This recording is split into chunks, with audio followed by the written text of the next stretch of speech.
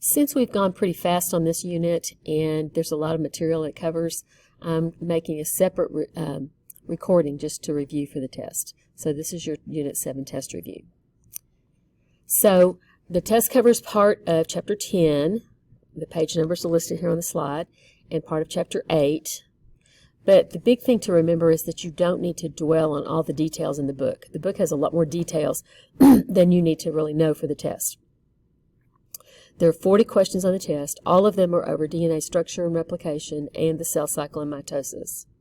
And there are also 3 bonus questions that are worth a total of 6 points. So be prepared for that. Same length as usual. Should take you about the same amount of time, but there are no review questions. It's all about DNA structure and replication and cell cycle. So let's start off talking about DNA structure. Okay, so nucleic acids, remember, are made of nucleotides. Nucleotides are composed of a sugar and a phosphate and a nitrogen base. In the case of DNA, the sugar is deoxyribose, and the nitrogen bases are adenine, cytosine, thymine, and guanine. You see here in the picture an example of a nucleotide. Okay, the backbone of the DNA molecule and of the RNA molecule of all nucleic acids is made of alternating sugars and phosphates. Remember that the phosphate attaches to this part of the next nucleotide, and then it goes on up from there, and you're replicating from the bottom to the top like this, from the 3' to the 5' end. Okay, the bases are attached to the sugars. See here, the base is attached to the sugar, and that allows the base pairs to be in the middle and to form base pairs as the DNA molecule forms. There are 2 types of nitrogen bases. There are purines and pyrimidines. The purines have 2 rings in their structure. You can see here in the picture, adenine and guanine are the purines, and the pyrimidines have a single ring in their structure. Base pairs are always made of 1 purine and 1 pyrimidine. So in the case of adenine and thymine, okay, they form 2 hydrogen bonds between these parts of the molecules. You do not have to know how many hydrogen bonds. I'm just showing it to you, okay? And the second base pair is cytosine is the pyrimidine and guanine is the purine, and they form 3 hydrogen bonds. And again, you don't have to know that. But you do need to realize that they are hydrogen bonded together, which makes them relatively easy to separate because it's not like you're breaking a covalent bond. It's just hydrogen bonds, and hydrogen bonds are easily broken with heat and a few other, and enzymes and things like that. It doesn't require a big configuration change to break those hydrogen bonds and unzip the sides of the DNA molecule. So in replication, remember that replication is what we call semi-conservative, meaning that the daughter strands that are produced are half original strand and half new strand, newly synthesized strand. There are enzymes involved every step of the way. These are the enzymes you're responsible for. There are more enzymes involved, but these are the ones that we're concerned with. Helicase, which unzips the DNA for the replication to continue. DNA polymerase adds complementary nucleotides in the 5' to 3' direction. And then ligase attaches them together. Ligase attaches the groups together, especially on the lagging strand over here where the DNA is being synthesized in sections. And then they need to be attached together by ligase. All right, next we'll go on to the cell cycle. All right, so the cell cycle, remember there are 4 phases in the cell cycle. The G1 phase, G1 stands for gap 1, and this is when the cell is growing, it's making proteins, it's producing organelles, it's doing all of the normal things that a cell does. Okay. The S phase is the synthesis phase. That's when DNA replication occurs, in addition to the normal cell activities that are still going on. Okay, not only DNA replication, but also the proofreading of the DNA. G2 is, the gap 2 is continued cell growth, as well as producing other molecules and organelles that are needed for cell division. You need lots of microtubule components to make the spindle fibers. You need lots of ATP because it's a very energy-intensive process. You need plenty of organelles so that when the cell splits, you'll be able to have enough organelles for 2 cells to get started. And then the final phase of the cell cycle is the M phase, which stands for mitosis, followed by cytokinesis. Okay, and you can see here, this diagram is a really nice diagram because it kind of shows you how it all fits together. And that would be a good thing to look at, to study as you're preparing for your test. Remember that in a cell cycle, those three components, the G1, S, and G2 phases, make up something called interphase. Interphase is the time in between cell divisions. Okay? It's made of that G1, S, and G2 phase. It's sometimes called a resting phase, but the cell is definitely not resting. It is actually doing its everyday job of doing whatever that particular kind of cell has to do. In interphase, the nucleus contains the chromosomes, but you can't see them as separate chromosomes. What you see is the loose kind of unwound, semi-unwound DNA that is available to the enzymes to make copies of, part of the recipes for the various proteins that are necessary there. We call that the DNA chromatin, okay, rather than chromosomes.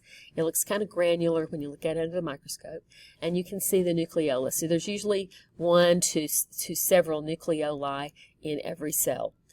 Sometimes you can see it, sometimes you can't, depending on what phase it's in and how the cell is oriented when you're looking at it under the microscope.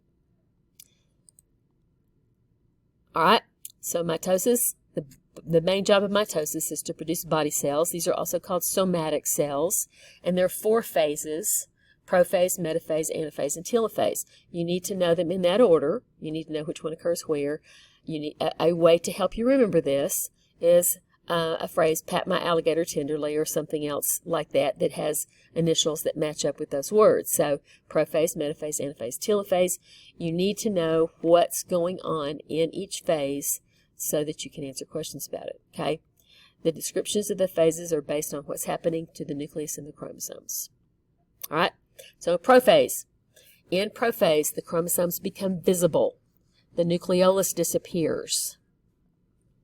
The nuclear membrane is reabsorbed by the endoplasmic reticulum.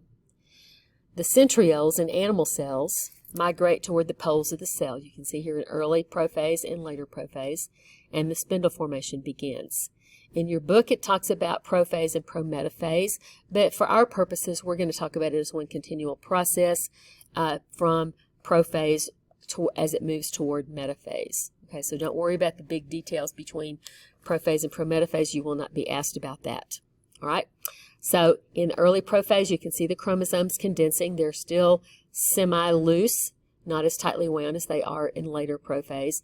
You start off seeing the nuclear envelope, and later the nuclear envelope is dissolved and moves away. Not dissolved, but reabsorbed, okay? And the spindle, where here it shows the spindle starting to form, but here it shows the final spindle orientation with the spindle fibers attaching to the chromosomes. In metaphase, the chromosomes are lined up along the equator of the cell. We call it the metaphase plate, okay? Notice that the spindle fibers are attached to the chromosomes. One fiber from each pole is attached to each chromosome, and they're basically having a tug of war there. The spindle fibers are attached at the centromere of the chromosomes, wherever that happens to be located in that particular chromosome, and they're basically having a tug of war there as it's lined up in the middle. The next phase is anaphase, and that is when the centromere splits. When the centromere splits, it's kind of like if you're having a tug of war and the sides are pretty evenly matched and someone comes along and cuts the rope. Basically, both sides move apart pretty quickly once the centromere splits. The spindle fibers are pulling the chromatids that are now, rather than being called chromatids, they're called daughter chromosomes, to the poles of the spindle. And at the same time, other microtubules coming out the other side of the spindle are actually pushing against the ends of the cell membrane to elongate the cell. Telophase is the final phase of mitosis. In telophase, those condensed chromosomes are now starting to begin unwind or disperse into chromatin. The nuclear envelope reforms, the nucleolus reforms, and cytokinesis begins here. In this particular picture here, this is an animal cell, so you can see that there's a cleavage furrow starting there to separate the two daughter cells from each other. And the last part of the M phase of the cell cycle is cytokinesis. In cytokinesis, remember, this is not part of mitosis. It follows mitosis or happens right at the very end. In animal cells, you have a cleavage furrow that forms as a result of a contractile ring of proteins there that actually pinches the two daughter cells apart. In plant cells, you have vesicles that are produced by the Golgi apparatus during the G2 phase that contains cell wall material that migrate to the center to the metaphase plate, and then they coalesce or combine together to form the cell plate, which will develop into cell walls and cell membranes separating the two daughter cells from each other. The final results of this whole process, remember that mitosis begins with a single body cell. The DNA is replicated one time. The nucleus divides one time, and that produces two daughter cells that are genetically identical to each other and to the parent cell that they came from. In practicing and reviewing for this test, remember there are lots of C words in this unit. Cell cycle, centriole, centromere, chromatid, chromatin, chromosome, cytokinesis. All of those things can be really easily confused with each other, so be really careful with that. If it helps you to make flashcards to practice them, that's fine, but you need to be really careful of the C words because it's really easy to get them confused. And the last part here is the cell cycle. Remember, we've got checkpoints that occur here somewhere toward the end of G1. That determines whether the cell is ready to move on into the rest of the cell cycle to start getting prepared for cell division, or whether it needs to stay in the G0 phase. Okay, in the S phase, the DNA is being replicated and the cell is continuing to grow there. In the G2 phase, all the rest of the preparations for cell division are occurring there. At the end of G2, there's another checkpoint to make sure that everything is set and ready to go into mitosis.